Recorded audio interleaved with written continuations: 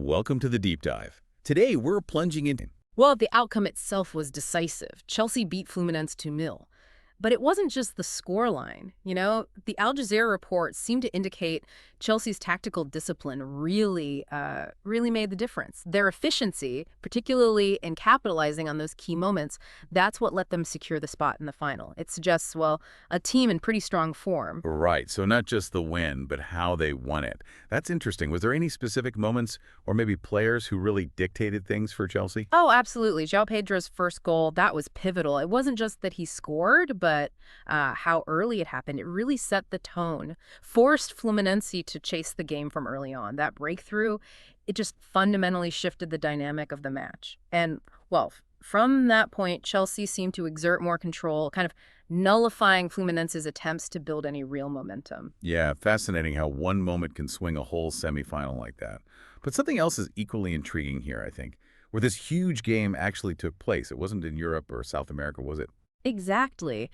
And that's what's really fascinating. The venue, MetLife Stadium, that's in East Rutherford, New Jersey, just outside New York City in the U.S.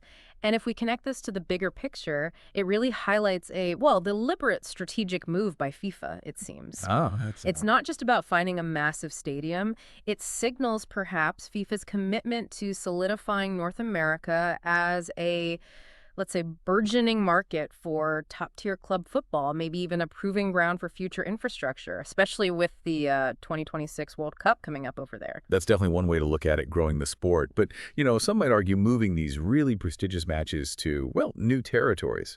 Isn't it primarily about commercial gain, tapping into new revenue streams, maybe less about genuinely expanding the sport's organic reach? What's your take on that sort of tension? That's a really crucial question, yeah.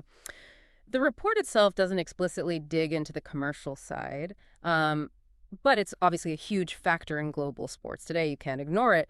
However, the choice of venue also creates new experiences for fans there, right? And it exposes top-level football to a potentially wider audience, which can contribute to long-term growth and accessibility. It's often a balancing act, isn't it, between the commercial side and, grassroots development. This match at MetLife certainly puts that dynamic on display. Right. So, okay, what does this all mean for you listening in? Whether you're a massive football fan or maybe just interested in how these major global events unfold, this deep dive really shows how these prestigious international competitions are, well, increasingly bringing top clubs from different continents together. And they're doing it in diverse, sometimes, frankly, surprising locations. It's this dynamic landscape where sporting skill meets global strategy, all vying for that world title.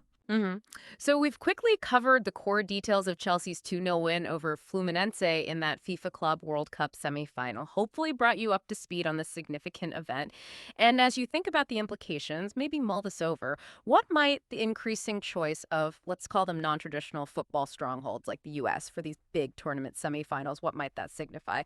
For the long-term balance of power, thinking commercially and culturally, in the global landscape of football, it's definitely something provocative to think